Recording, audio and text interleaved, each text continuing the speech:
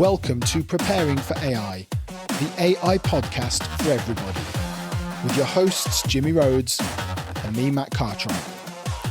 We explore the human and social impacts of AI, looking at the impact on jobs, AI and sustainability, and most importantly, the urgent need for safe development of AI, governance, and alignment. I can see you in the morning. I can see you in the stars at night. Everywhere, from the little miracles to the big, beautiful and bright. Welcome to Preparing for AI with me, Horace Stevenson II. And me, Adrian Mole.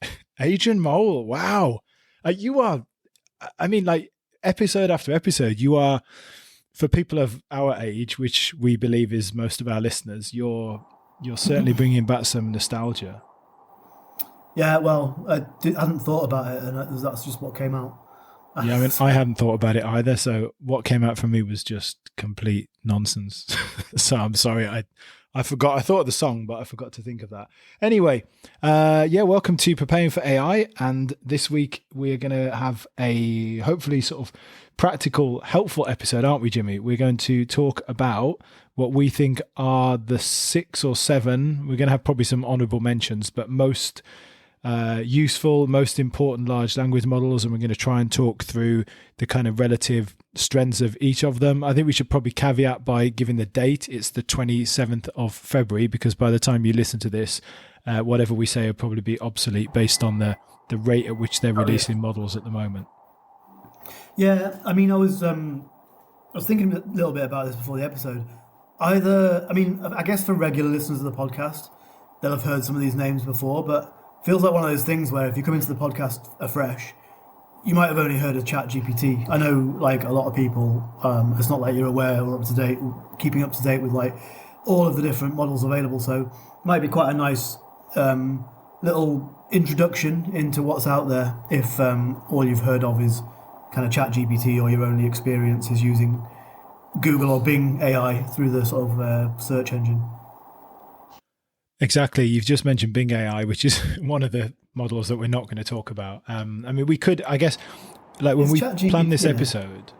Yeah, when we planned this episode, we thought of sort of various models, and then we thought we could be sat here for 2 hours. So we've tried to limit it to what we think are the kind of the most state-of-the-art, cutting-edge models, but also ones which kind of have their own personality. So I think, there are other models out there that we're not going to talk about, and the reason for that is not because they're not good models and you shouldn't use them, but just because there wasn't anything particularly sort of special in terms of strengths of them, whereas the models that we've picked, we think they probably are the most kind of well-known, but also they have their own relative strengths. So we're going to start off with, I guess it may be in some ways like the most controversial model. So this is Grok 3, which is Elon Musk's Grok, which is Grok with a K, I think. It's a K. But it's the Elon Musk one that is run by XAI rather than Grok with a Q, which, little teaser here, we may give an honourable mention at the end. Yeah. So, do you want me to start? Or are you go? Go on then, you start. Well, why is it controversial, Matt? Well, it's controversial because it's owned by Elon Musk. And, actually, as you've handed back to me, let me give my sort of very, very short summary. So before this episode, I used Perplexity's deep research tool, which we'll talk about in a minute, to write me a report with references that basically analysed the models that we're looking at and kind of gave us a kind of strengths and weaknesses. So I'll give you the sort of very quick summary, and then we'll talk about why it's controversial. So Grok 3 excels in scientific reasoning and real-time data synthesis via Twitter, I want to call it Twitter, integration, offering rapid, accurate technical solutions. Its weaknesses include limited creative flair and coherence in long-form content. Ideal for STEM professionals and journalists needing current event analysis, but less suited for narrative writing or artistic endeavours. It falters on content exceeding 10 pages. And the title it gave it was Grok 3, the scientific powerhouse with real-time agility.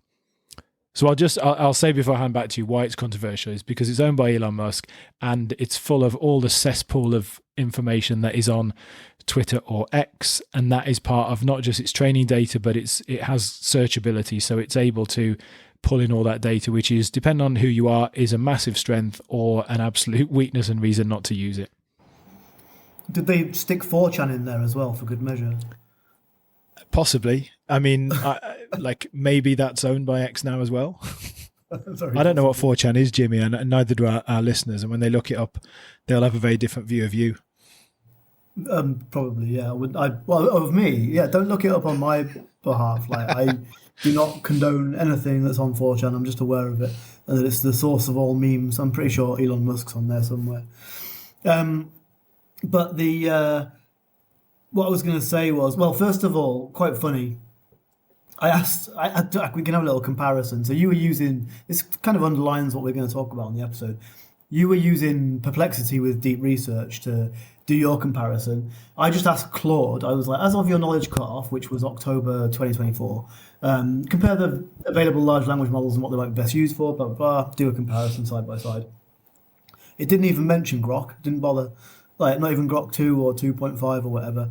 And I think one of the things that shows is that since October 2024, actually Grok's risen to very near or at the top of the LLM leaderboards in certain categories and all the rest of it.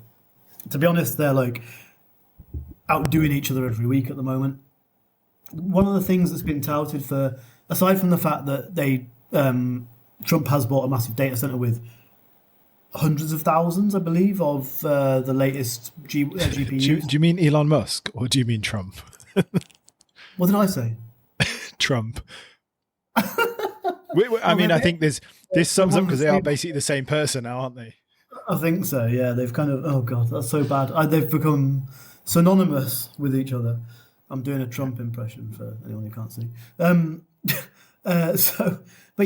So no, Trump hasn't bought. Oh, he might have done. I don't know. He was probably involved. But Musk has bought the data centers, and they've been busy training the model. They have access to the fire hose of Twitter, is what they call it, which like it does give them a lot of data that other models don't have. And actually, like this is the Twitter data is obviously since way before Musk owned Twitter as well. So it's probably got some of the former Twitter information on there, so it's maybe balanced overall. I don't know, maybe balances out because it used to be quite democratic and a bit more left wing. Seems to have gone the other way more recently. But politics aside, it's a really powerful model. It's a strong contender. It can reason very well. It can do maths very well. I literally saw something this afternoon where people are writing like full 3D video games using it and stuff like that. Like the ability of these models to like video games are a really good example because you can see with your own eyes like how they've gone from a pretty crap version of Snake with quite a lot of debugging about a year ago to now creating, I think someone created like a flight simulator. Graphics were pretty basic, but it had readouts of altitude and they could shoot things and had procedurally generated terrain and all this stuff. I literally saw it a few hours ago. And it wasn't, it's not like I want to go and play the game, but like it's like, quite impressive in like a year, 6 months to a year. You can see with your own eyes like how these things have progressed. It'd be quite cool to see someone do that, like a little progression over the last year of like the ability of these models to create these kinds of things. So on LM Arena, I don't know if you know what LM Arena is, but LM Arena is probably the kind of best place for comparison of models, not in terms of benchmarks, but just like opinion of people who understand large language models, and they rate it on there. So apparently it's the best. I mean, a week ago, it was rated the best model. It had gone ahead of sort of OpenAI, DeepSeek, etc. They obviously, I think Jimmy kind of touched on it, but they've used what I think is the best or the biggest GPU cluster ever used so far. And, as we said, Musk is building an even bigger one. So in some ways, I think this is like a trial of the laws of scale. and this idea that you just, pump it up to the max and just stick as many GPUs in there as possible. I think one of the fascinating things, and I was listening to Nate Whitmore, who does the AI Daily Breakdown podcast. I was trying to kind of catch up before we did this episode and listen to it from sort of a week ago. And he was making the point that they've kind of gotten here in 1 year. So, OpenAI, we think of them as kind of a startup, but they've been around for a few years. XAI, they only started a year ago, and they're kind of like some kind of supersonic competitor who has just come up and, essentially blown away the competition. And the debate on this, well, it wasn't really a debate. It was, I guess, a hypothesis, is that actually they're going to be number one. That was what seemed to be the thinking, is based on their kind of trajectory and based on the amount of compute that they've got. They're potentially going to have the best models, because if they can do this in a year, and the sort of difference from 2 to 3 was absolutely huge. They've also said they're going to open source. So about a month after they release a new model, once they've kind of ironed out any kind of safety issues, they will then open source the previous model. So in about a month's time, Grok 2 will be available open sourced. I think just bringing it back a little bit, like one thing I do think about here is it's going to be really interesting is like the backlash against Musk. Maybe not in the US, maybe in the US. I mean, it depends how things go. He's still pretty popular, he's certainly not as popular as he was even a month ago, and he's very divisive. Is in the same way as like Sam Altman is a big deal. He's well known. You all know my opinion on him. I think he's a devil. Mark Zuckerberg is well known, again, like maybe less in the news than he was, but he's known as being Meta, and Sam Altman's known as being OpenAI. Elon Musk now is Grok. He is OpenAI. He is XAI. Like it's not just, well, he's the boss. It's like it is him. So any backlash against Musk, or any kind of, or the opposite, he becomes this godlike figure, is likely to have a big effect in the same way as it does with Twitter X on his model. So I just think something to be aware of. I mean, I think that's not the point of this episode. We want to give people advice on like using a model and which one to use. I think the one thing I would say in terms of using it is, if you use X or Twitter a lot, so that's why I guess it says that journalists, etc., this might be the best model for you, because the kind of things that you use it for, the ability for it to pull all that bang up to date information out, in a kind of search function, and the fact that you can generate pictures of actual people, so you can put in Donald Trump with a mullet, and it will draw a picture of, sorry, not draw a picture, but it will give you a picture of Trump with a mullet, whereas others will not give real people. So it's, it's, I guess, kind of fun. It has even less, and we're going to talk about the kind of change in the way that the guardrails seem to be applied, but it has even less guardrails. So if you're someone who's into that, you want to have the kind of most open model, you want to be able to search the most up-to-date information, maybe it's the best model for you. I think it's free at the moment, but you have to pay for certain features, but I'm not sure exactly what you need to pay for and what you don't. On the topic of, just because you mentioned guardrails, there was quite a fun little bit of news this week where there was a meme going around, because basically if you asked Grok who are the biggest spreaders of disinformation, like in the last few weeks, I know this. It would come out and say the biggest spreaders of disinformation are Elon Musk and Donald Trump, and then cite a bunch of reasons why. And then in an even better twist, it was briefly censored. So obviously, like, the whole point of Grok is that it's not censored. So it was briefly censored, and then some XAI employees, it wasn't Musk, but some XAI employees came out and said that they recently took on an OpenAI employee, and the OpenAI employee didn't understand the company's culture and ethos, so he'd gone in and changed the system prompt. We'll talk a little bit more about system prompts later, but basically he'd put a little bit of a prompt into the base prompt that XAI uses, that Grok uses, to tell it not to spread this information about Musk and Trump if asked. And I say brief because they turned it off again, and then obviously came out and publicly said it was this OpenAI employee they'd recently employed. But it's quite a funny bit of news and memes. But I think in some way, like it's quite you've got to kind of give respect the fact that it hasn't censored that stuff out. And it couldn't really censor that out because that's the whole point. And, you know, Elon has been the driver of this change. And we're going to talk about that more in detail. And I think, you know, I don't necessarily say we need to give him credit, but I think that there is definitely, there's a lot of positives of this idea of kind of, you know, promoting freedom of speech and not putting these kind of guardrails on the models. I guess just to finish this kind of section off, like, do you use Grok? Have you used Grok? And if you do, would you recommend it as the model of choice to anybody? Do you have do you have a particular opinion on it?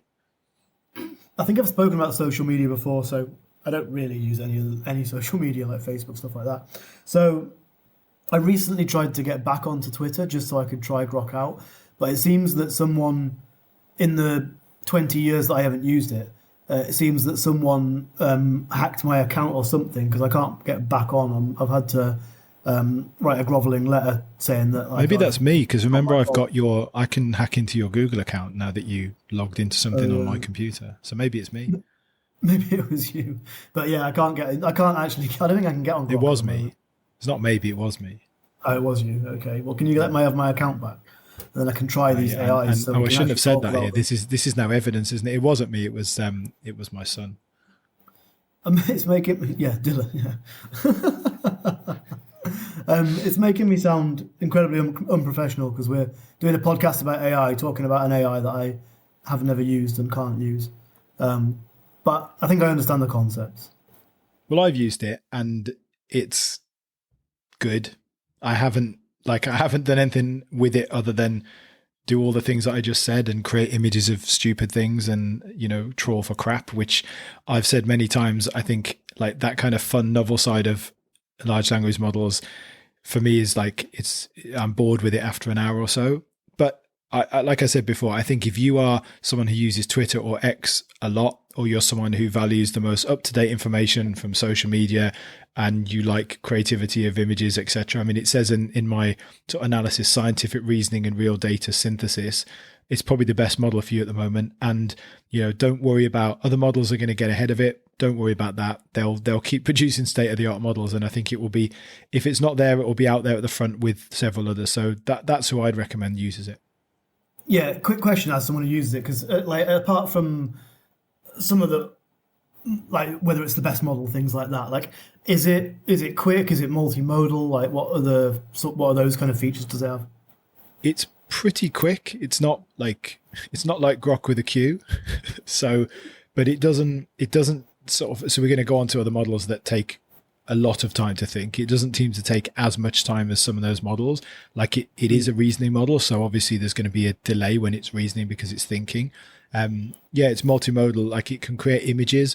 I'm not sure what else it can do, but it can create images. It can, analyze images and stuff. So it's not just a text-based model.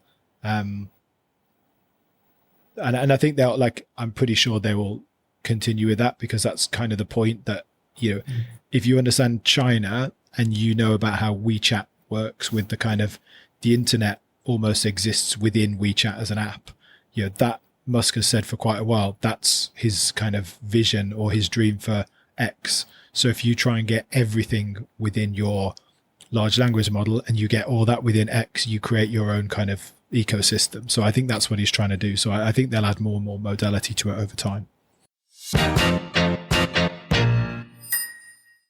So shall we do ChatGPT next? Oh, the big one. The big one. So I'll read you the title that it came up. So I should say, first of all, because ChatGPT have a number of models, we'll talk through, different ones. But when I did this, I chose GPT-01. So O3 is kind of available as, I think, O3 Mini at the moment. O1 is the kind of... They've got the worst naming, model selection, combination. Like you can have about 10 different models, all with thinking on or off, all with web search on or off. So it's about, I don't know, altogether there's probably about 150 permutations of things you can select and actual features you can have on that model, on GPT. I know it is one of the things that I think it just was one of those things that got out of hand, and it's one of the things they're looking to address, as I understand it, with GPT-5, where it's just going to be one single model. You just choose the model and it figures out what features to use. Which is we'll come on to it in a bit, but that's one of the interesting things with Claude. But I'll let you carry on. Sorry. Yeah. So O1, which is I think is a reasoning model and is the most. I think it's the most state-of-the-art model that is fully available to. I say to anybody, it depends what subscription you've got, etc. But anyone can get availability to it. By the time you listen to this, maybe O3 has been released, maybe 4.5 has been released. But let's deal with where we are. So I'll do my summary. So the title for ChatGPT it came up with was the deliberative thinker for complex logic. ChatGPT O1 shines in methodical problem solving for mathematics and computer science, leveraging extending reasoning periods for precision. Its current limitations include slow response times and variable historical accuracy. It's best deployed for academic research and software development, while general Q&A remains better served by faster models. There's a really critical point. It's better sometimes to use the older or the sort of less capable but simpler model because it won't kind of overthink. We'll maybe go on to that in a minute. Testing reveals inconsistent performance on niche historical topics and occasional factual inaccuracies in political biography analysis. So yeah, that sounds fair enough. I mean, yeah, I think as a very rough guide, like what it's getting at there is, if you use ChatGPT 4, it's not going to do this reasoning thinking thing, which can take anything from 30 seconds to several minutes. But if you're just asking an answer to a factual question, which quite often you are, like you would in Google, I still don't think that's necessarily the best use for a model. But if you're just asking a factual question, GPT-4 with search is perfectly adequate and will give you an answer more quickly. GPT-4 O1, sorry, is going to be much better at reasoning, thinking, being creative, writing code, things like that. Yeah, exactly. And if you use the older model for it talks there about historical inaccuracy. So if you want to ask it about an event, what was the American Civil War, ask 4.0 or even ask 3.5 because it will give it you quicker and it will give it you simpler. If you start using a reasoning model, it will, it might tie itself up in knots trying to analyze why it happened, etc. And that's not what you're asking for. So there's a kind of tip in there, I guess, for people is like, what's the best model is not necessarily the model that you need to use. You need to use the model that is best for what you're doing. And some of these reasoning models, if you're not doing mathematical or kind of logic-based problem-solving queries or coding, etc., you don't need it all the time. And again, Jimmy says like it's not the best use using it for search, but we know that's what a lot of people use it for. Ask it questions, ask it to brainstorm. Sometimes the simpler model is a better one to use. But that's sort of digress a little bit. I mean, ChatGPT, I would say, like, I take my bias to Sam Altman out of this. Before the new version of Claude came out, I was on the verge of switching back to ChatGPT just because I was like, it's been a while since we had a new model and actually, reasoning model. And I like the fact that GPT, the advantage of Claude is it's kind of quite friendly, quite kind of personable interface. ChatGPT is a lot more kind of matter of fact. But I think the main thing for me with ChatGPT is the multimodality. You've got so many different things that are kind of integrated within it now that for a lot of people, if you've got ChatGPT and you've got for example, you've got the £20 a month, $20 a month subscription. We know, we try and talk about models that are free. So all the stuff here you can use for free. But if you've got that, you've got everything you need. Unless you do particular things, you don't really need another model. Like it does have everything covered. And of course, you'll have O3 Mini, you've got 4.0, you've got more models to come. I don't know how long it will be, but ChatGPT will have the best model again at some point in the near future if they haven't still got the best model at the moment. This exact point has given me a difficult problem just before we came on the podcast, because I got an offer in my inbox today to go onto a Claude annual plan for 25% off, which sounds like a good deal, but yeah, you don't want an annual anything, do you? A year ahead is too much. Yeah, with AI, like it's not like I'm switching between models every month, but I've been tempted to just go open source and not actually pay for anything because everything's getting so good and so, the playing field's leveling basically. Because we talk about one being the best model over the other. Just to be really clear, like a year ago, that might have been a big difference. Now we're talking like a couple of percent on some sort of abstract coding benchmark, something like that. That's what we're actually talking about. And so in terms of real world use, it might be more like whether you like the feel of how the model talks to you. And we're going to talk a little bit about that probably when we get onto Claude, I think. But it might just be, well, I like the way ChatGPT talks to me, or I like the way Grok talks to me. It feels like a more natural conversation. Because to be honest, like choosing a model over the other because it's technically the best model at the moment is probably not the best way to make the decision in a lot of ways. I find myself though, and I have got, let's have a look. For example, on my phone, I have an AI group and I've got 10 models, some of which I use more than others, but I do use like 1, 2, 3, 4, 5, 6 of them reasonably often. And I don't actually know what my logic is for when I go to ChatGPT, but there are sometimes when I go to ChatGPT, like subconsciously, I have an idea in my head of like when I'm going to use it. And sometimes I do feel like I've got a bit more trust actually in their answers than others. I do feel it hallucinates less.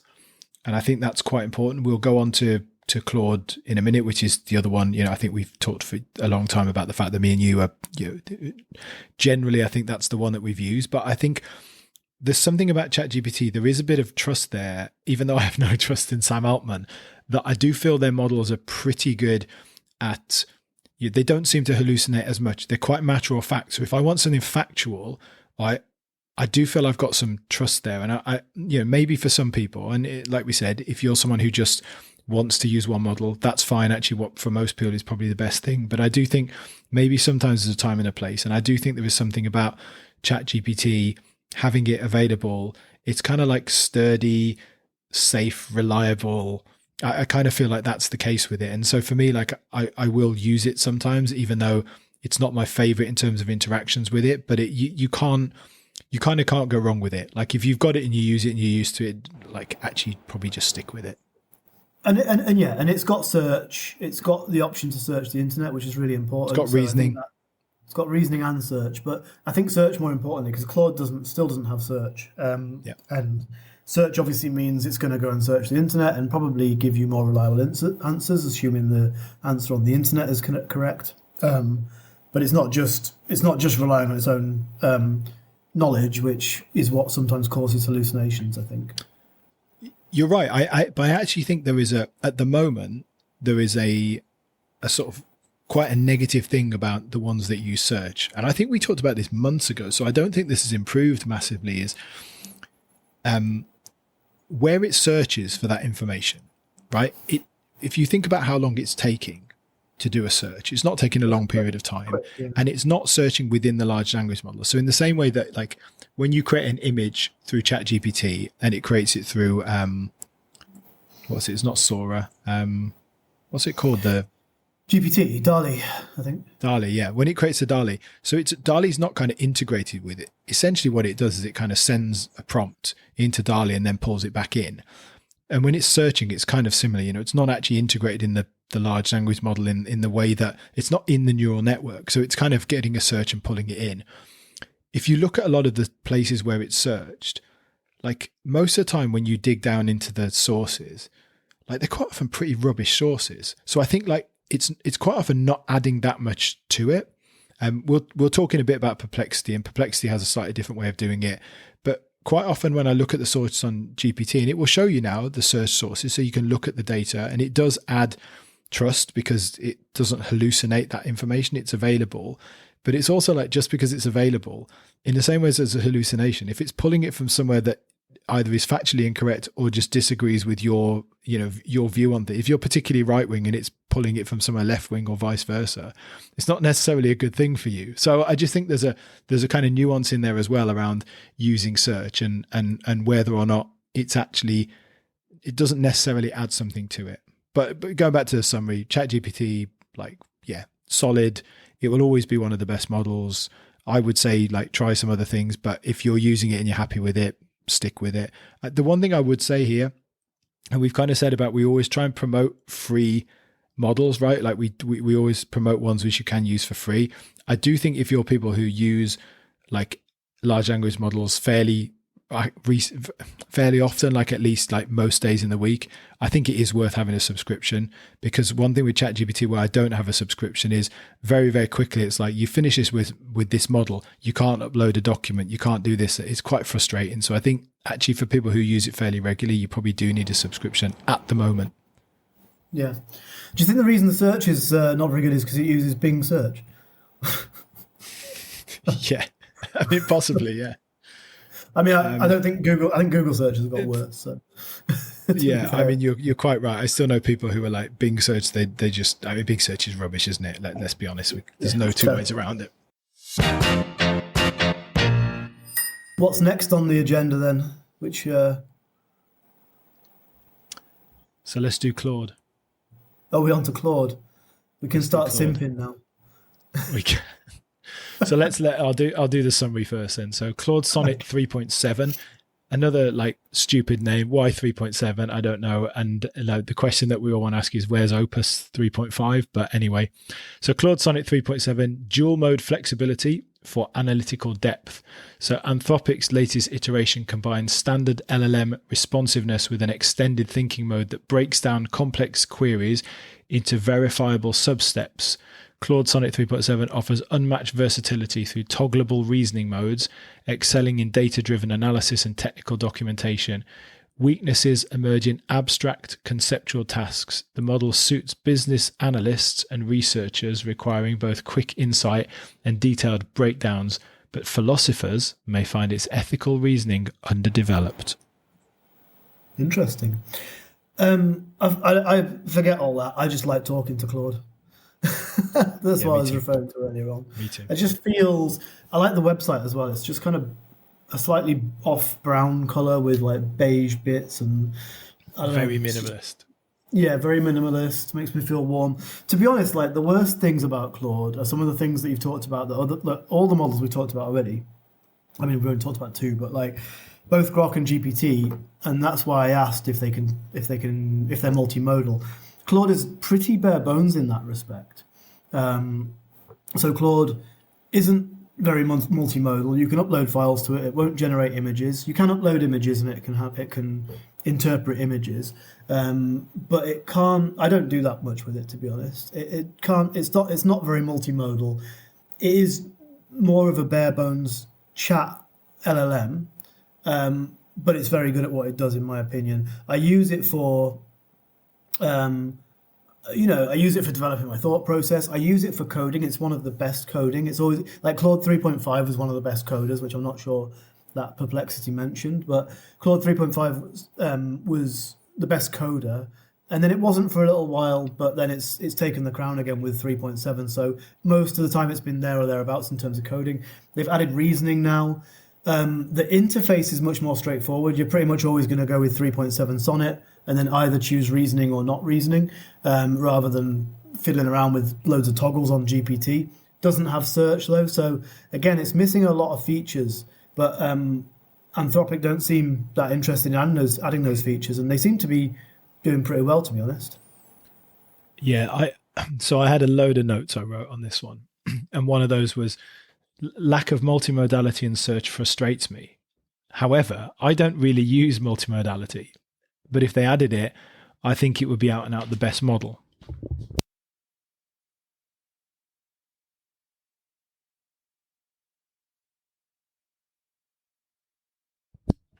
So my point there was like, for me, I probably would occasionally use image generation, but very, very rarely. But I use it so little that I can just use a free model for that. And actually, there are better models specifically for that purpose anyway. The reason it frustrates me more than anything is because I think if they added it, it would just be out and out the best model. And I would just say to everyone, why are you not using Claude? It's obviously by far the best. Whereas like holding that back is almost like they're denying themselves the kind of rights to the crown. It's kind of weird. But yeah, I mean, I like I said, I don't think it matters. for my general use. And I think you're right, like coding, it's, as far as I know, is the absolute best. When we say it doesn't have multimodality, I mean, you can create chart, like I was just testing it the other day. I asked it to create a chart of like the population of the Earth from the year 0 AD to now, and just like, you know, see how it does it, how its logic was for it.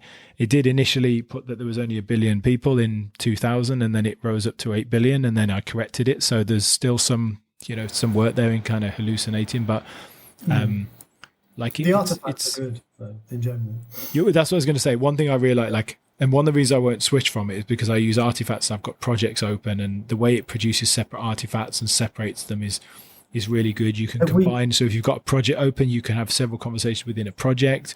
You can upload documents in there. It can reference back to the documents. It's like, it's just really usable. I think the more you get to used to it, the more you just kind of like the way that it works. So that's the thing for me, is it's just like, it's the best interface. It's the most personal, and it just kind of feels nice to use, right, in a way that others aren't. Yeah. Did you explain what an artifact is? I didn't catch that. No, I didn't. Do you want me to? Okay. I think you can, because you know what it is.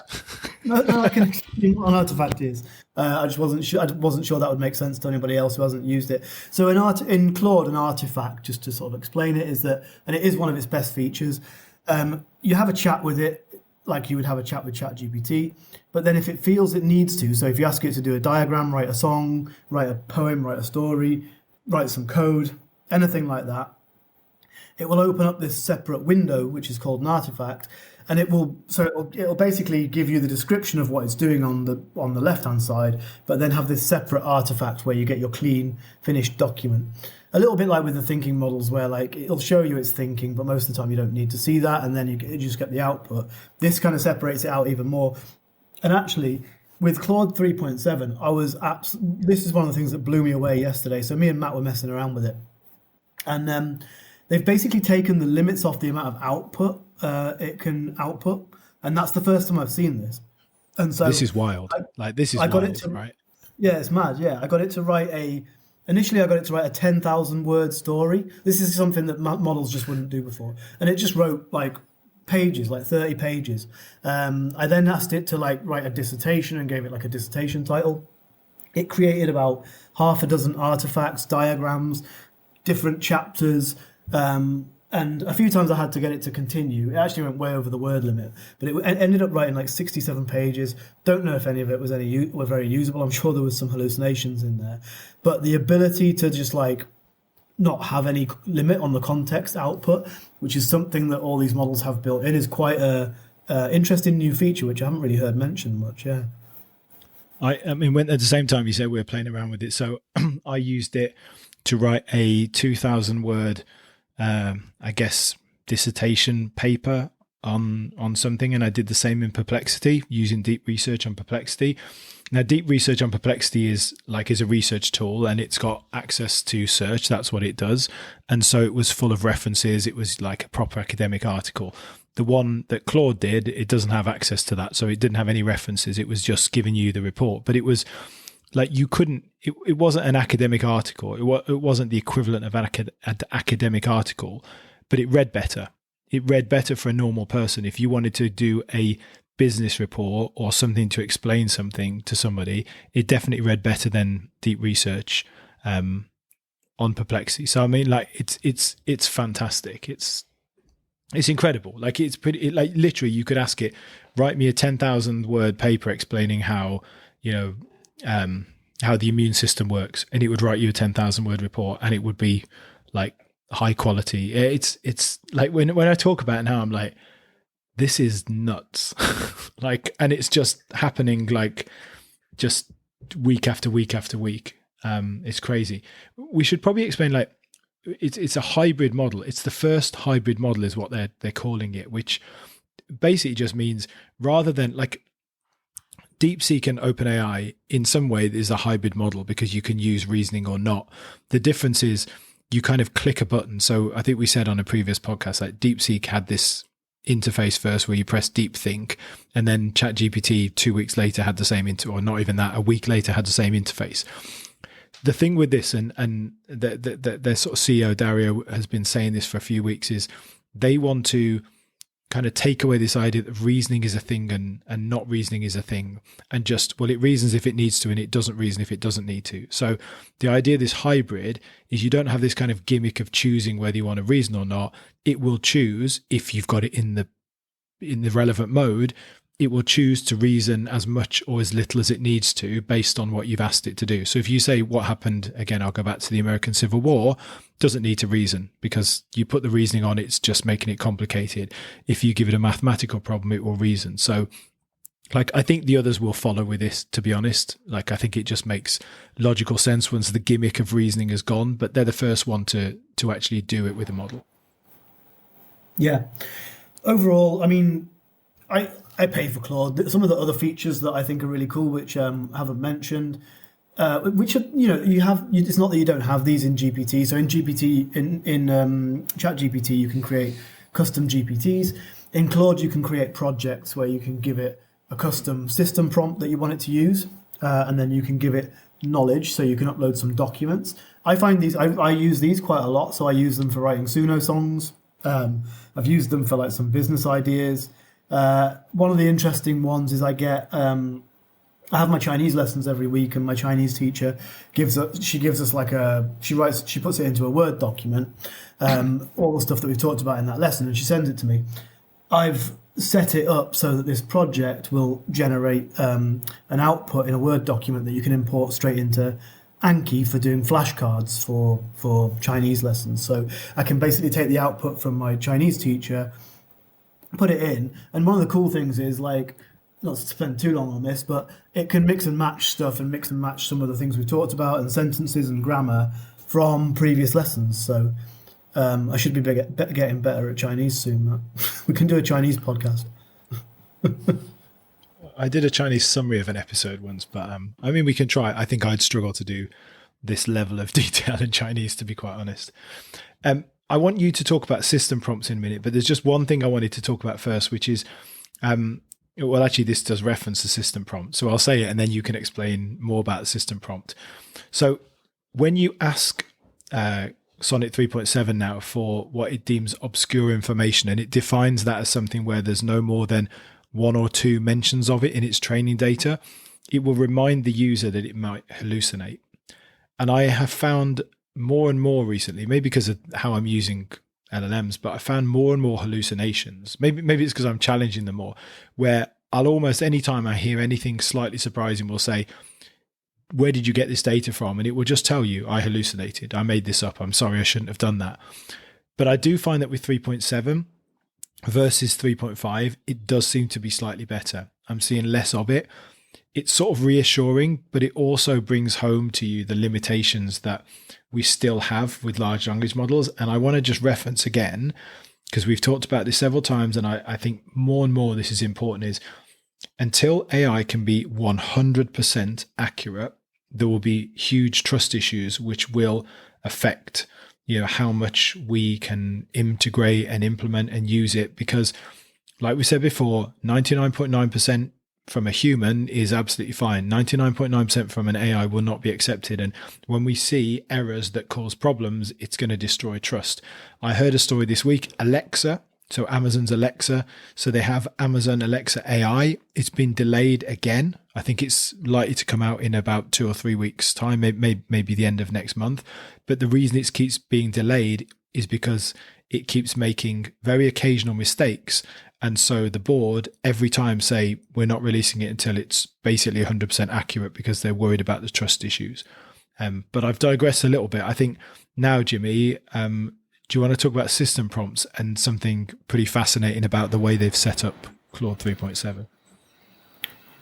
Yeah, so I've just been having a quick look at this. So the latest Claude system prompt. So what a system prompt is it's a prompt. So you've got, effectively, whenever you're talking to Claude or any of these other models, but we'll use Claude in this example, there's a system prompt that gets given to the model before your prompt that you put in.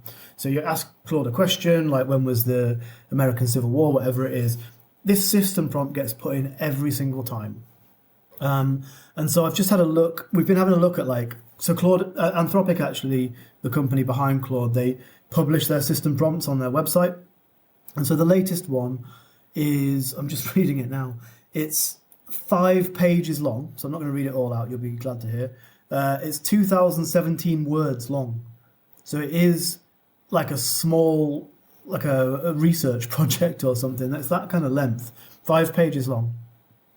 And a little bit of it is like, this is the assistant is Claude, created by Anthropic, so basically telling it its name. Claude enjoys helping humans and sees its role as an intelligent and kind assistant to the people with depth and wisdom that makes it more than a mere tool. It goes, like I say, it goes on then for 5 pages. There's some really specific stuff in there. What if people ask about the Anthropic API? It's got a specific website I'll always point them to.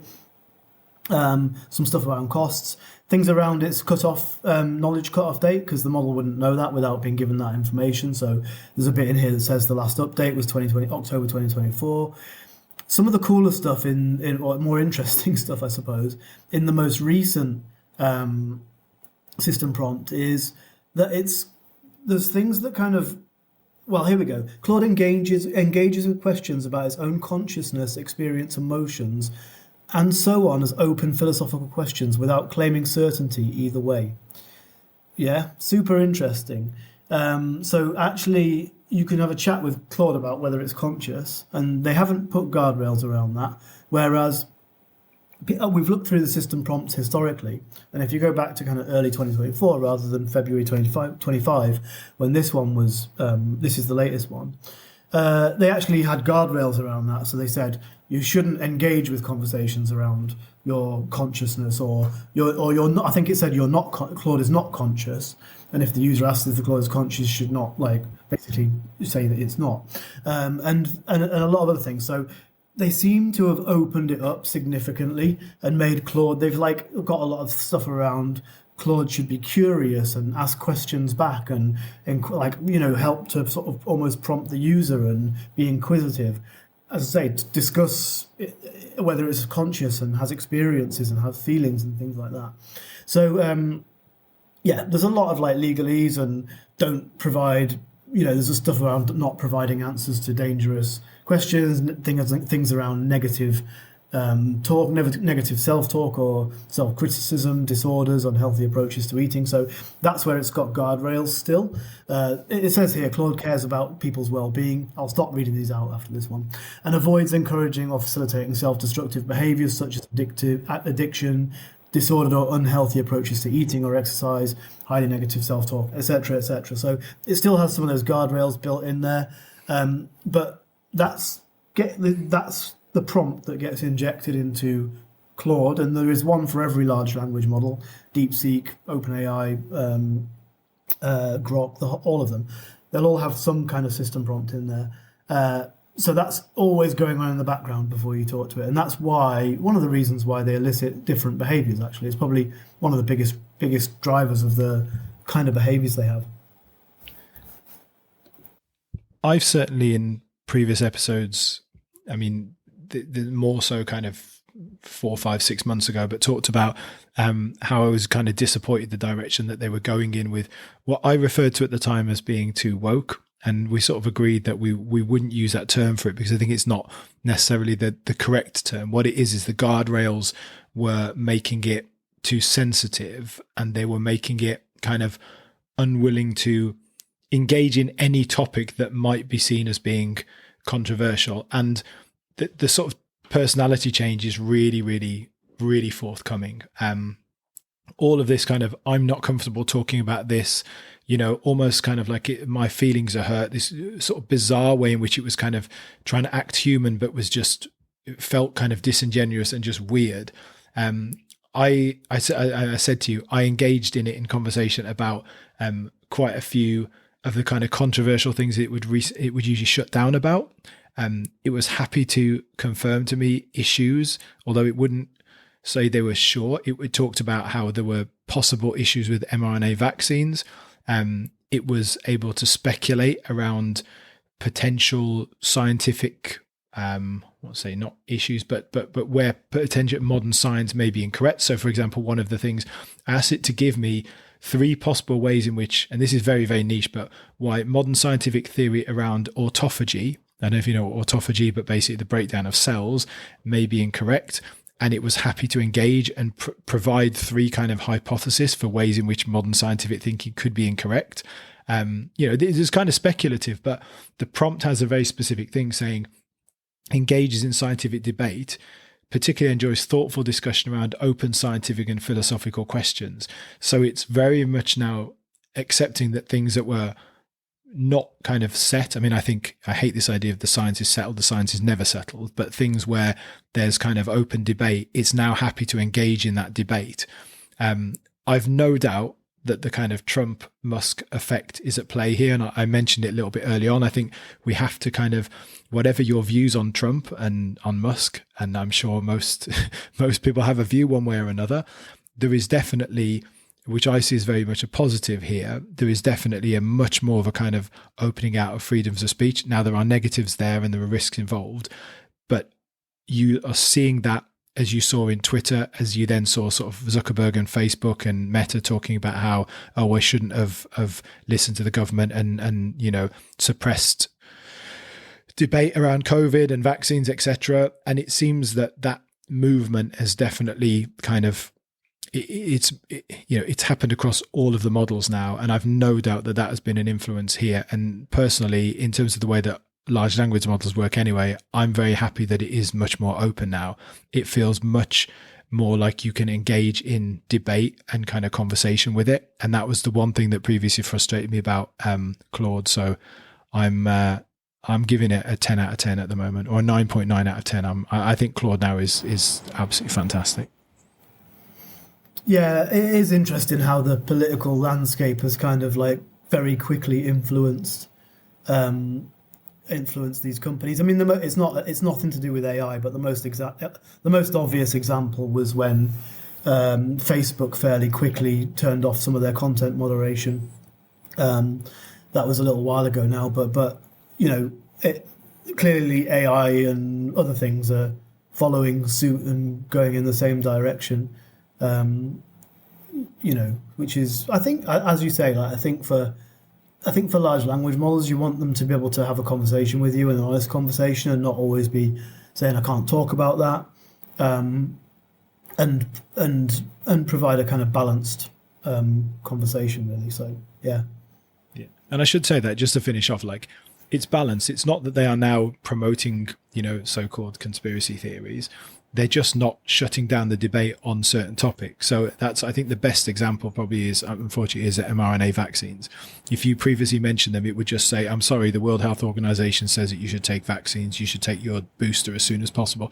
Like literally, it was just quoting, a paragraph that it had been fed.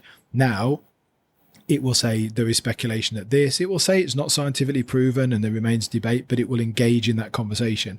And I think that's as controversial an issue as there is out there in terms of, social media, mainstream media, etc. So that suggests that you can now at least know that when you're interacting with these models, that they are open to having that debate. And I think that's a good thing. Yeah.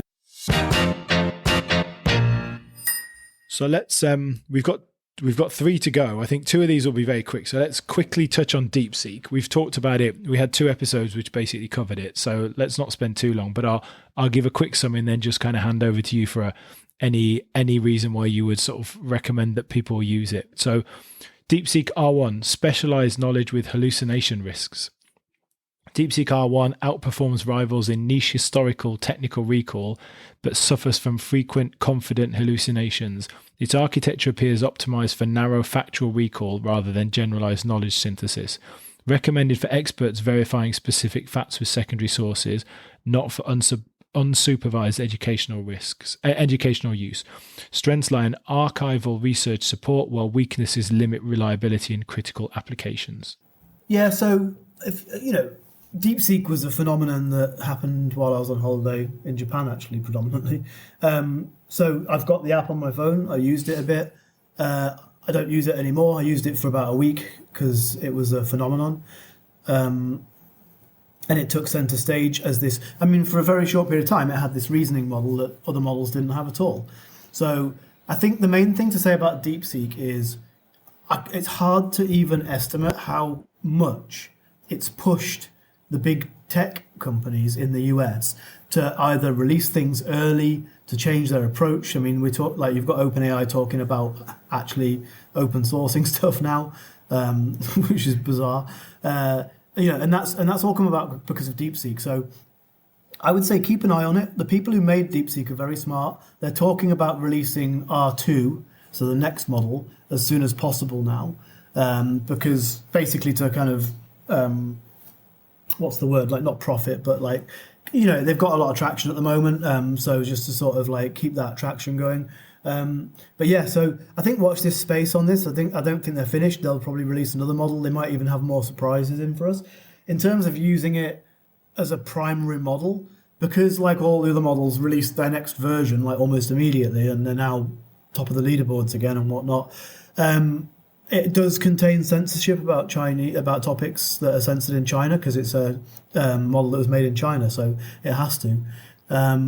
So yeah, if you're in China and you don't have any other options, then maybe it's a good option. But I think otherwise, I don't think I'll be going back to it until R2 comes out.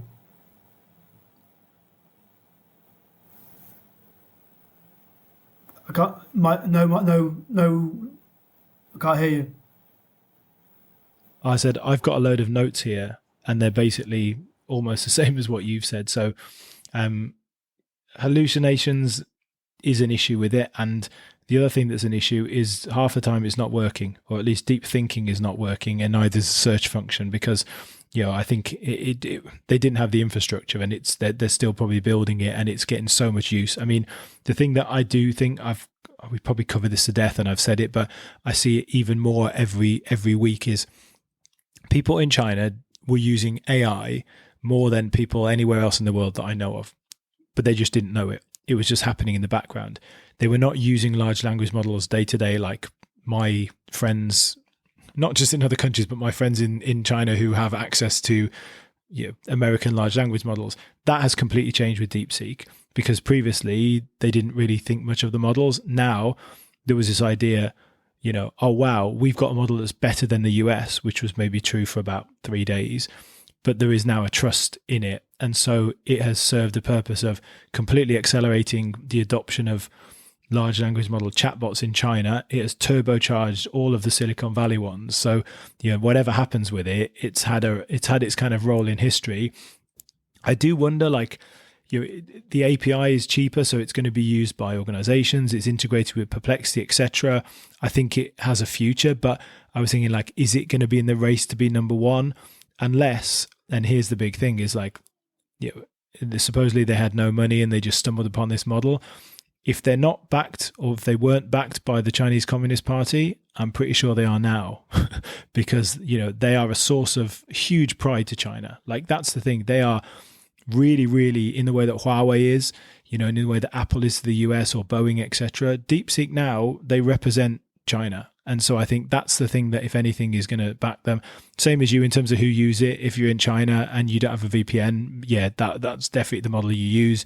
If you can't use it, use Kimi, which is probably the second best model. For others, maybe play around with it, but it's no better than other models. It was maybe better for a few days, but I would say there's not a particular reason to use it. I forgot the honourable mention, which I always like to give a little plug to, which is that if you use open source models in LM Studio, which I do a little bit, DeepSeek distilled models so DeepSeek has massively improved a lot of the distilled models that are available on Hugging Face that you can download through LM Studio, and that's actually where I will be using DeepSeek. So I've got local models running on my laptop that are 8 billion parameters, stuff like that.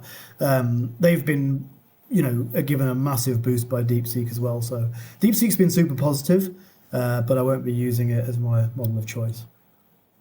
We will explain at some point. So how to do, we're thinking on an episode, we'll explain how you can use, basically, you can use whatever you want, but how you can use LM Studio as the example we'll give to use a large language model locally on your computer. So we'll cover that at some point and let people know how to do it. But you would need a computer that has a graphics card, preferably 8 gigabytes, but at least 4 gigabytes really. I've only got 4 on my laptop. There's a few models I can use, but you kind of need a gaming laptop to do it.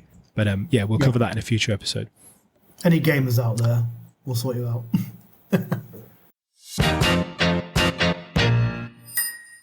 So we've got 2 left. I feel like, so we're going to do Gemini 2.0 next. I feel like Gemini is like, I sometimes forget it even exists, which is bizarre because it's Google. I don't know anyone who uses it as their primary model, which is so weird. Maybe that's because we're, away from the UK. I've got a point to make on this because it was something I was thinking before the episode, and I knew you were going to say this and I was going to say the same thing. And then I realized the model I probably use the most is Gemini. And do you know why? Because it's built into Google search now. So I'm not saying I use it the most. I'm not saying I don't even read it some of the time, but Google Gemini is built into Google search now. And how often do you use Google search now? I thought you didn't use Google anymore.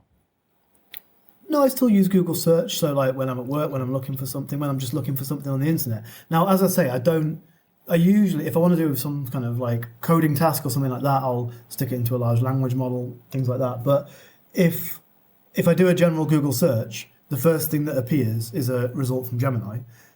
There's no getting away from that. Now, is that me using Gemini? I suppose not, arguably, because it's just forced upon me. I would be happy if it wasn't there. But it is still there. And it might be a lot of people who are listening's primary experience with AI as well. Yeah. So let's do that. I'll do the summary and then we'll kind of go through it quickly. So Gemini 2.0, multimodal mastery with structural precision. Google's Gemini 2.0 advances multimodal processing through enhanced image video interpretation and document structure recognition. It leads in multimodal data synthesis, offering detailed visual analysis and structured document processing. Its tendency towards overstructuring hinders simplicity-focused tasks. It's ideal for engineers and designers working with virtual datasets, less optimal for casual users needing quick answers. Okay. I mean, I genuinely don't know because I just don't use it really. But like, I think the point I was trying to make before is that like for Google, AI is a feature they can add to their search engine. I feel like that's the way they've kind of gone with it. They don't really seem to push it very much. They don't, they're integrating it into their products. So you're getting like your email now can be powered by Gemini. That's definitely I think it's a paid for thing, but you can pay for that. I'm sure it's going to appear in Android phones, which is like the most of the phones on the biggest phone ecosystem on the planet. So for Google, AI is like a platform that they can incorporate it into their existing platforms. It's not like Claude or ChatGPT where that is what they do. So I feel like it's in a different category. I feel like maybe that's why it doesn't seem to be as prominent. I don't know, but I'm really not bothered about Gemini. I don't know. I mean, if you look at the sort of leaderboards, on some of them, if it's not the best model, it's up there. I think in some ways, it's the best model. And this enhanced image video interpretation, I haven't used this feature, but I think apparently the way that it can analyze video is better than any other model. We call it I sort of said the forgotten model. I mean, like I said, that's because people I know are not using it. I'm sure part of that is the fact that, being in China, even though we're not people who are using sort of the Chinese ecosystem, so you're not using Google everything in the same way as you are in some places. And so I think that's the big thing with it. And if we're sort of recommending to people is like the integration of it. If you use Google Apps for everything, it's as good, if not better, than all the other models out there. It's multimodal. It's great with video and text. There's an entire ecosystem around it. If I was someone who had an Android phone and was had a Google subscription, it's got LM Studio, all that kind of stuff, I'd probably use Google Gemini. So for those people, in the same way as we said with ChatGPT, is like if you're used to it, use it. If you use all Google stuff and you're mainly integrate with Google, I would probably say Gemini should be the model you use. And like with the others, it's never going to be far behind the top models because they've got the whole ecosystem around them. And I'm sure they'll in time kind of gobble up some of the smaller stuff and they'll integrate it. And I still think they could win. in the end, in terms of the best model, because they've got that ecosystem. But it's like you say, I'm not sure that they are kind of necessarily as laser focused on it because they've got everything else.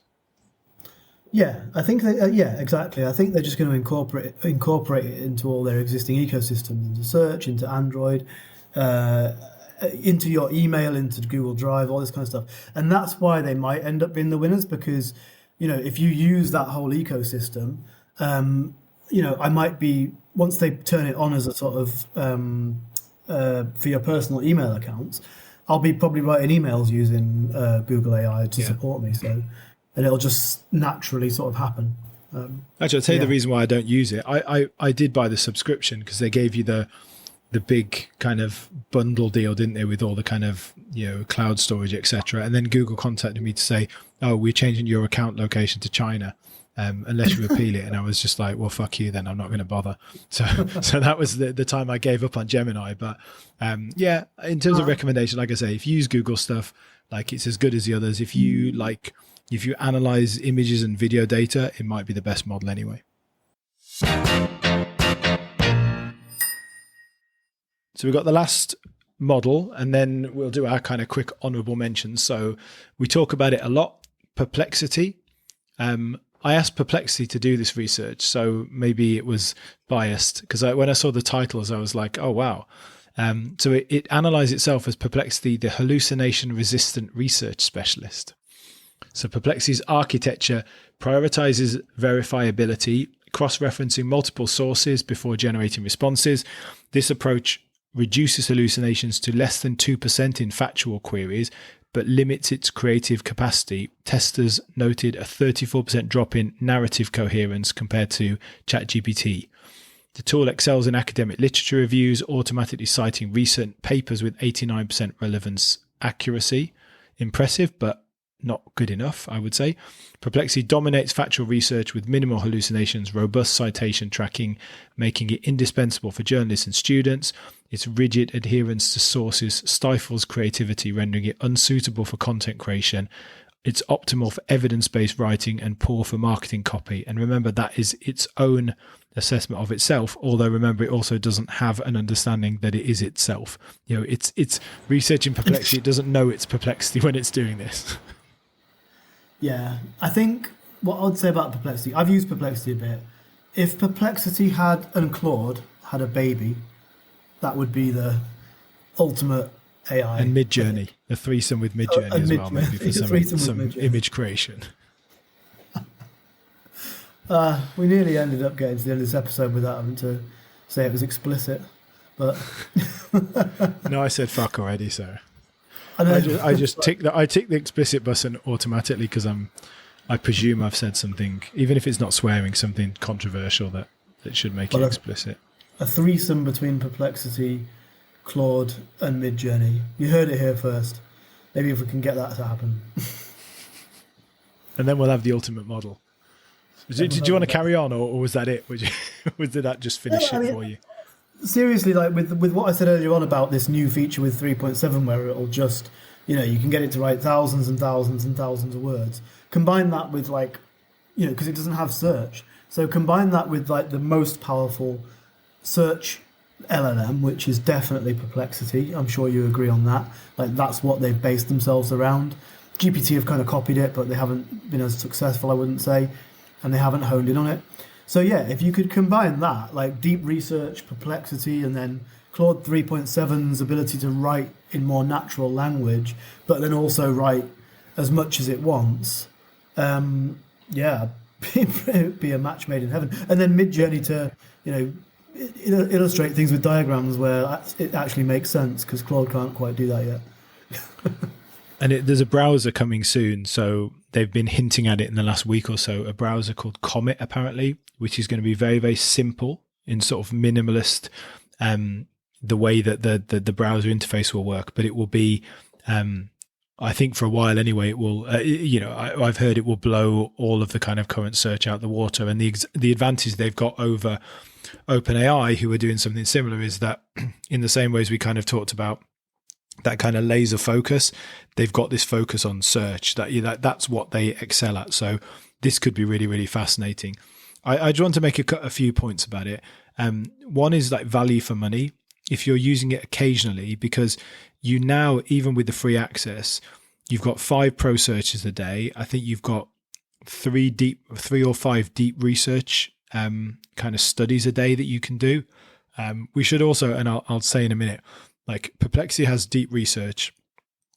OpenAI also has deep research. So we think that deep research is becoming a kind of category rather than an individual name for it, and that deep research will actually be what all of them kind of use to refer to this way of working. That's the kind of speculation at the moment anyway. But it will allow you to do that for free. You can use DeepSeek R1 and OpenAI, I think it's 01, maybe it's even 03. In fact, I can find it's 03 Mini. I've got it up here. It's 03 Mini. I've got the browser open on my window at the moment. Actually, you can use we talked about 03. Yeah, sorry, go on. So we talked about DeepSeek, obviously, which is R1. So that's, obviously Perplexity that was the other thing about DeepSeek, is that it was open source. And so Perplexity are actually hosting their own model based on the DeepSeek architecture, and they're obviously using that for their search. So you might be using DeepSeek and not even be aware of it, actually, which is something interesting to note. Yeah, that's what I wanted to say, and that their DeepSeek model, because DeepSeek is open source, so the DeepSeek model that they're using is being hosted in California. So you're not actually using the one hosted in China, for those of you that may have concerns about that. And it also means that the restrictions on search that are on the kind of, I guess the DeepSeek's B2C interface, so that the app that you download or the browser that you go onto, because it's using an API in the background, you don't have those restrictions. They're using the model, but they don't have those restrictions on the data. So you've got access to really amazing models. I think a big advantage for them, they're a startup. They may end up being bought by somebody, but they're a startup, so they don't have all of those kind of overheads to weigh them down. Like I said, they're focused completely on doing this stuff. They're talking about their vision is that, and I sort of maybe this is naive, I sort of genuinely believe they're talking about like AI should not be here to line the pockets of a few big tech companies. It should be to advance humanity. And I genuinely think there is, like, of course they're a business, at some point they want to make money, but I think there is genuinely a bit of that about them, about the way they've operated so far. So I think that's kind of really cool. I also, like, at the moment, I said to you before, I'm a little bit underwhelmed with the kind of search choices that all of these things use. But I think that comes down to the way that things like journals, your scientific research and stuff is paywalled, even media's paywalled. I think eventually what happens is that these kind of models, they end up just subscribing to every journal out there. And then when you subscribe to it, in the same way as, I have an account with a university where I have a course at the moment. When I have that, I have access to all these journal articles. Eventually, I think, and when I say eventually, I mean within the next couple of years, they just have that access, because no one is accessing those sites themselves. They're accessing it through Perplexity or ChatGPT, etc. So I think that will be solved. The other thing is the new app that was launched this week has a voice chat feature. So you can use voice on there now. So, like, really, really cool stuff. And like I say, you can have a premium subscription, but you can still do this kind of stuff for free as well. So if you're doing research, just to go back to the deep research thing. So OpenAI's deep research, which I believe this week is being released for anyone with a paid account. It was previously only on that kind of $200 a month premium tier. That can do research that Professor Ethan Mollick, who's a very, very good professor, journalist who writes about AI, has said that deep research, the OpenAI version, is a very basic PhD level, and deep research Perplexity is at kind of master's level. I think it was a low master's level, or was it a high bachelor level? Maybe it's a high bachelor level, but it's somewhere like in between bachelor and master's, whereas OpenAI's was kind of between a good master's and kind of low PhD. And that will only improve. Well, smarter, but the difference here is, like, ChatGPT's one you needed to pay for, Perplexity's you didn't. Sounds like very soon maybe you won't even have to pay for the ChatGPT one, but we talked about in previous episodes. Writing research papers for dissertations, masters, etc. I think I'm one of the last people that will ever do this, because this is the way forward, and Perplexity is probably the best if you're doing this at the moment. Yeah, I mean, one of the other things one of the other features, like I don't actually use Perplexity that much, but I loaded up the website while we're talking about it. One of the things I would say is like super clean interface. I like it, like similar to Claude, looks nice, super clean. Actually, the homepage reminds me of like Google from way back when it first launched, and it just kind of had that. You'd gone from Yahoo to Google. I'm sure our listeners will remember this. And it went from like a cluttered, horrendous sort of mishmash of stuff with a search button to just like Google, what do you want to...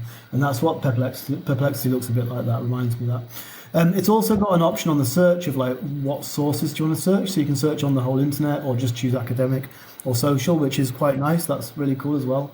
Yeah, I'm going to use this more. Like, I'll be honest, you talk about it. I think you've got more uses for it recently, but I'm definitely going to have a crack at this. It also looks like it has... Not 100% sure, but one of the things that I was going to mention this when I talked about Claude. One of my bugbears with all of these models is when they store your old previous conversations. Like, you can't have a folder structure, you can't like have tags, you can't like organize them in any way. And I don't know why no one's done that yet. Claude haven't done it. I checked before we talked about it because I didn't want someone to be like, well, actually, yeah, you can just do this, but. Why is that just such a mess? I find myself having to go through and like delete old conversations and sort things out. Whereas if I just had a little folder structure, please Anthropic, implement that. Yeah, totally agree. Yeah, but it looks like you can do that with Perplexity, but I'm not 100% sure because I haven't messed around with it. So, yeah. We should just summarize it, because I said before, I sort of incorrectly said it's the best for research, but I'd contradict because I'd said OpenAI's is the best for research. What I mean is this is the best model in general for doing research, because that is what it's there for. It's there for search. It's there for doing research. OpenAI, there's a specific function within their models. But if you're generally doing research, because you're not always, you're doing research, you're not necessarily always wanting to do research to a PhD level. You're sometimes doing a business report and you just want information, right? You don't necessarily need to cite a load of 100 references. This is what Perplexity is for, and it is an alternative for search. It's not perfect, but it's good. It's getting there, and I think this browser thing is going to be really cool. It's not your sort of everyday model to replace all the others, I don't think, and I would say for most people you don't need a paid account, but I would say for most people who do any kind of reports or writing any kind of papers, etc., doing any kind of research, like at least have it as like download the app and have it as one to use. I'll just finish the Perplexity section off because I've got an account. I've signed into it previously, obviously, and the very first question I asked Perplexity is one of the dumbest things I've ever seen. I asked it, "What is my favorite color?" And it said, "Unfortunately, I cannot determine your favorite color." 5 years old? I don't know.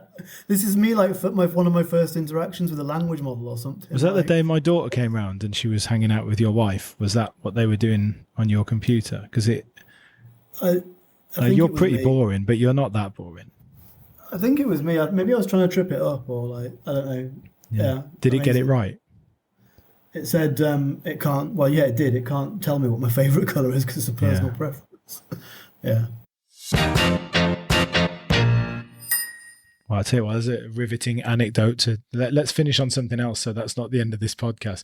So honourable mentions. So you get one and I get one. So let's have your honourable mention, Jimmy, for a large language model that people might want to use. Have you got Grok? Well, I was expecting you to use it, so I've got another one. All right. I can use LM Studio. That's not a large language model. But it's a plethora of large language models. Gives you access to... Yeah, there'd be another hour's podcast if we use that. All right, okay. You can use Grok, the other one. I'll use Grok. So this is Grok with a Q as opposed to Grok with a K. I know it's really annoying and tedious. Grok with a Q is a site that I've used quite a bit, actually, less recently. But it uses... They've got this different kind of inference chip, which is incredibly fast. It allows you to try out a lot of the latest open source models, but like you don't have to download them yourself and run them locally and all the rest of it. It's pretty cool. Like you can ask any of the questions you would normally ask. It's got DeepSeek, it's got all that kind of thing in there. It's got different sizes of models. So if you want to have a play around, the responses are super, super fast because it's got this slightly different inference chip that they use. They're a chip designer / manufacturer, as I understand it, mainly, and so that's kind of the sort of niche use case there. So Grok with a Q. Cool. I'll give my honorable mention is a Chinese large language model called Tiangong. And if you, I'm guessing most people won't, but some people listening to this might know, Tian is like as in a day, as in, I was going to say Tiandi as in God, and then Gong as in Gongzuo, as in like a job. So, those two characters, but you can just type in Tiangong. You can download it from Apple, Google Store, etc. The reason this model is quite cool is because we talked about multimodality. So in the sort of tools section, I've talked about this on other podcasts. I think I've recommended this before. It's got a image generation tool. It's got a music generation tool. It's got a writing tool. It's got loads of different tools. And like the thing with these tools that makes them, for me, like quite interesting is like the different tools that it uses. They're all quite kind of Chinese in style. So like the image creation tool, if you use no one really like saw it. Does Saw even exist? Did it ever come out? I'm not sure. If you use Saw is video, sorry. If you use like DALL-E, and it has a kind of style, but use other sort of Midjourney, etc., they've got a style. If you use this tool, it's got like quite a different Asian style in the way it creates images, and it's quite fun to use, even if you're someone who, is not going to use it all the time. Like it there's something different about it in the style that it uses it. The music function is absolutely horrendous. Like it's not comparable to Suno, but it's so bad that it's almost fun to try and like play around with it and listen to the music. But for someone in China, for someone who just wants to try something different, Tiangong is really cool because, like I say, you use the tools function. It's got all this kind of multimodality included. It's very different. It's very kind of Asian in the way that it creates images and music, etc. So like that's my honorable mention, not because it's necessarily that great, but because it's so different that I think it's worth people downloading and playing around with, and then probably a week later they'll delete it, but just mess around with it for a bit and try something different. Nice. So if you take anything away from this podcast, use my sign up link for Claude in the description, which I don't actually have because we're not sponsored by them, but one day.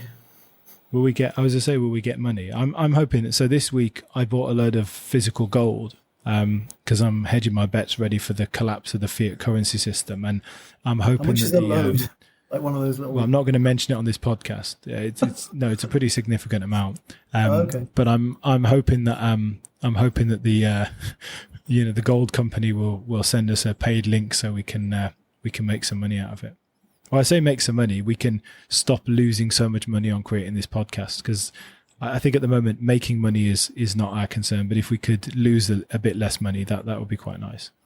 Are we going to use those the hair? What were they called? Like fake hair company? What's it even called when you like implants? That's it. I was going to say fake hair.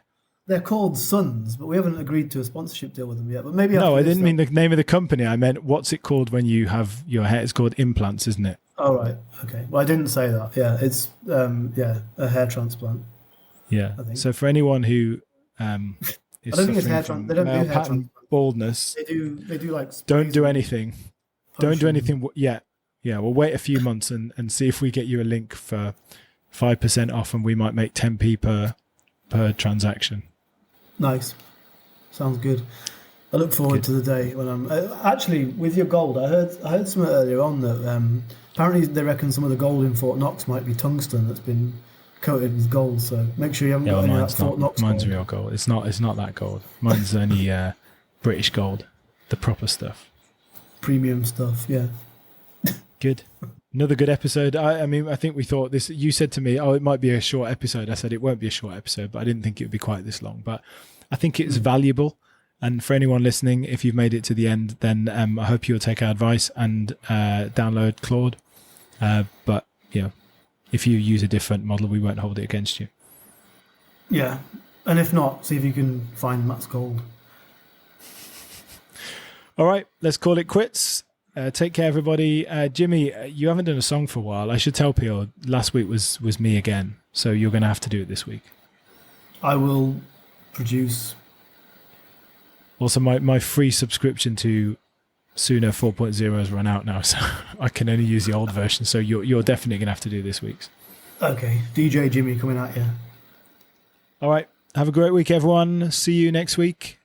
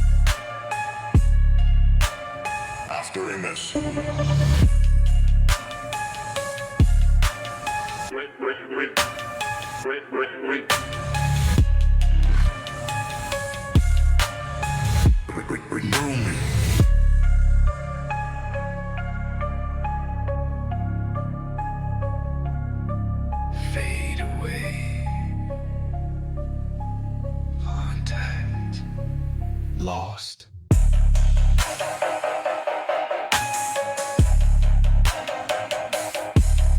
Lost.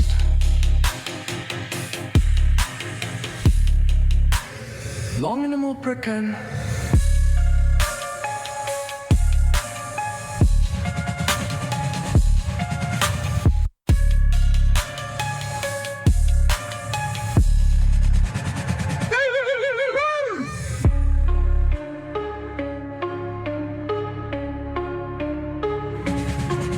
Trace.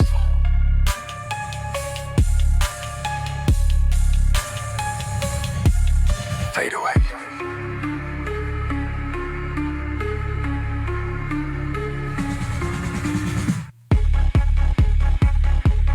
Contact.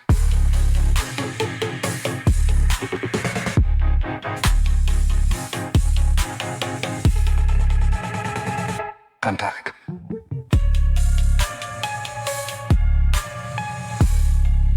Lost.